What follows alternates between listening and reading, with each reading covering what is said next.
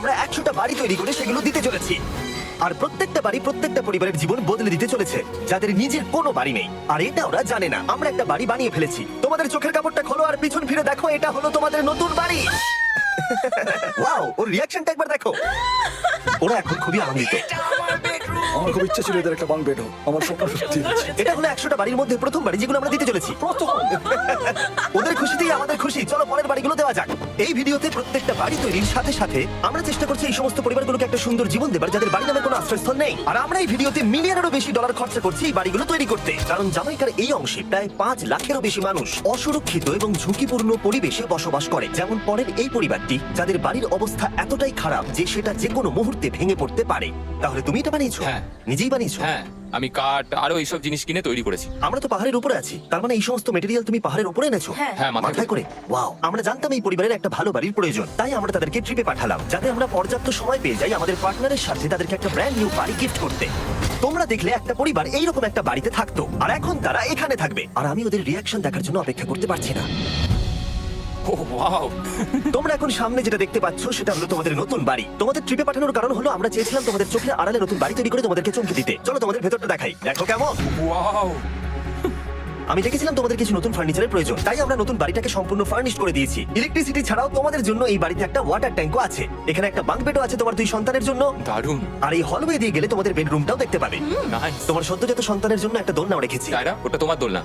আমরা খুব কষ্টে ছিলাম, তোমরা আমাদের জীবনটা পুরো বদলে দিলে।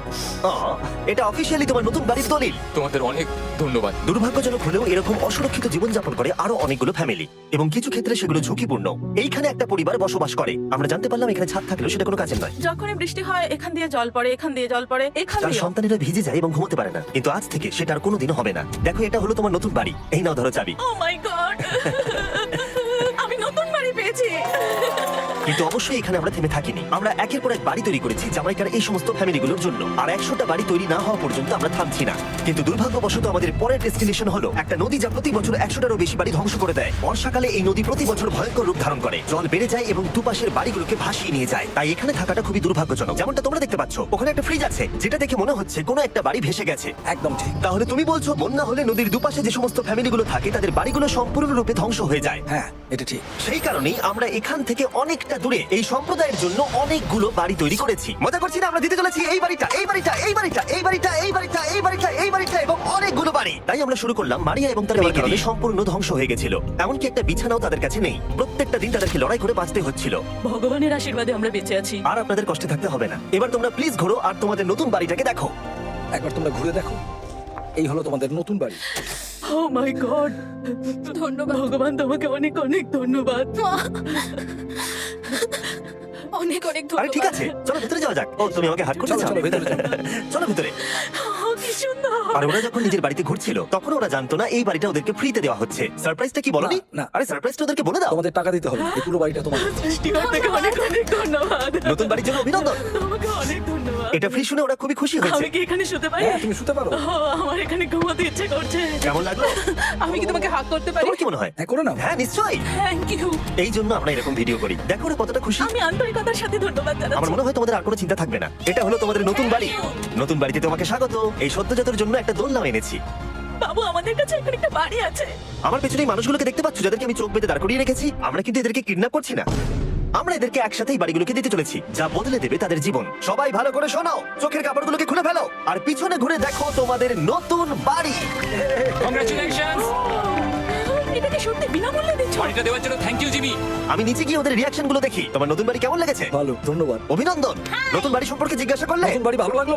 তোমাদের ভালো লেগেছে নতুন বাড়ি? দেখা যাক ওরা কি বলে। কেমন লাগলো? অনেক অনেক অনেক ধন্যবাদ। ধন্যবাদ তোমাকে। হ্যাঁ, ধন্যবাদ। তোমাদের তাহলে পছন্দ? এখন রয়েছে শেষ বাড়িটা। নতুন বাড়ি কেমন লাগলো? খুব ভালো। আমি কি এনার সাথে একটা ফটো তুলতে পারি? হ্যাঁ হ্যাঁ, অবশ্যই। আমি ফটো থেকেও বেশি কিছু ভেবে রেখেছি। তুমি কি ওকে ফুটবলের ব্যাপারে কিছু বলেছো? তুমি এনার সাথে ফুটবল খেলতে চাও? হ্যাঁ। বাহ, খুব ভালো। কারণ আমরা শুধু এই সম্প্রদায়কে বাড়ি দিচ্ছি না, তার সাথে আমরা দিচ্ছি এই বিশাল বড় ফুটবল মাঠটাও। আর সব থেকে ভালো ব্যাপার হলো 100রও বেশি বাচ্চা অপেক্ষা করছে। আমরা তাদেরকে সারপ্রাইজ দেবো আর তারা খুবই আনন্দিত হলো এই বিশাল বড় ফুটবল মাঠটাকে দেখে। চলো ফুটবল খেলা যাক।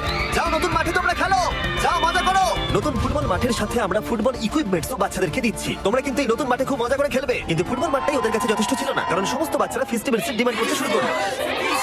এই নাও ফেস্টিভ্যালস। ওরা সত্যি ফেস্টিভ্যাল খুব পছন্দ করে। মনে হচ্ছে আরো ফেস্টিভ্যালস আমাকে নিয়ে আসতে হবে। সিজন থেকেও ভালো। এটা 100% সত্যি। ও যা বলছে তার সাথে আমি সহমত। কিন্তু এই সম্প্রদায় ছাড়াও এল সালভাডোরে এমন অনেক পরিবার রয়েছে যাদের সুরক্ষিত বাড়ির প্রয়োজন আছে। তাই আমরা যথাসম্ভব চেষ্টা করছি তাদেরকে নতুন বাড়ি উপহার দেবার। কিন্তু আমরা এখন অর্ধেক পার করেছি। আর্জেন্টিনার এই ছোট্ট সম্প্রদায়েরও বাড়ির প্রয়োজন রয়েছে, আর আমরা সেখানেও একের পর এক বাড়ি তৈরি করে গেছি যাতে সেখানকার প্রতিটা বাচ্চা একটা সুরক্ষিত জায়গায় বসবাস করে বড় হয়ে উঠতে পারে। এখানেই আমাদের যাত্রা শেষ নয়, তাই আমাদের পরের গন্তব্য হলো মেক্সিকো। সেখানকার সম্প্রদায়ের জন্য আমরা একের পর এক বাড়ি তৈরি করে গেলাম।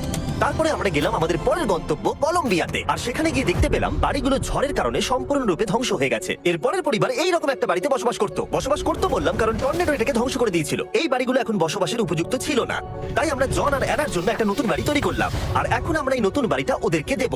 ওদের কোনো ধারণাই নেই ওরা নতুন বাড়ি পেতে চলেছে। আর একটু এগিয়েই থেমে যাবে। এসো, ঠিক এসো। আছে, কাপড়টা খুলে ফেলো। অভিনন্দন। আমি জানি তোমাদের বিশ্বাস হচ্ছে না, কিন্তু এটা তোমাদের নতুন বাড়ি। তুমি দরজাটা খুলে দেখো। ওরা সবাই অবাক, আর আমার মনে হয় না ওরা বিশ্বাস করতে পেরেছে এটা ওদের নতুন বাড়ি। ওরা কিচ্ছু বলতে পারছিল না, কিন্তু চোখের জল অনেক কিছু বলে দিচ্ছিল। অভিনন্দন তোমাকে, অভিনন্দন।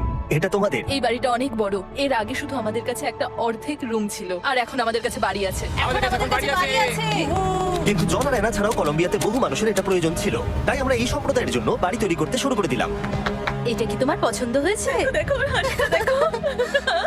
এই পৃথিবীতে প্রত্যেকটা পরিবারের একটা সুরক্ষিত বাড়ি পাবার অধিকার রয়েছে, কিন্তু প্রতিটা বাড়ি তৈরি করাই এতটা সহজ ছিল না। আমি ভুল করে দরজার লকটাকে ভেঙে ফেলেছি। বাইরে জিনিসগুলো রয়েছে যেগুলোকে ভেতরে নিয়ে যেতে হবে। এদিকে ফ্যামিলিটা এগিয়ে আসছে, জানলাতেও গ্রিল লাগানো আছে, তাই খোলা যাচ্ছে না। আমি এবার বুঝতে পারছি না কি করবো। খুলছে না ভাই। ঠিক আছে, পরিবারটা চলে এসেছে, সময় এবার শেষ। আমি কোনো স্বপ্ন দেখছি না তো। এই তোমরা কেমন আছো? এই এদিকে চলে এসো। ঠিক আছে, যাই হোক, আমি ভুল করে দরজার লকটাকে ভেঙে ফেলেছি আর দরজাটা এখন খুলছে না। তুমি একবার চেষ্টা করো না, মানে আমি হয়তো।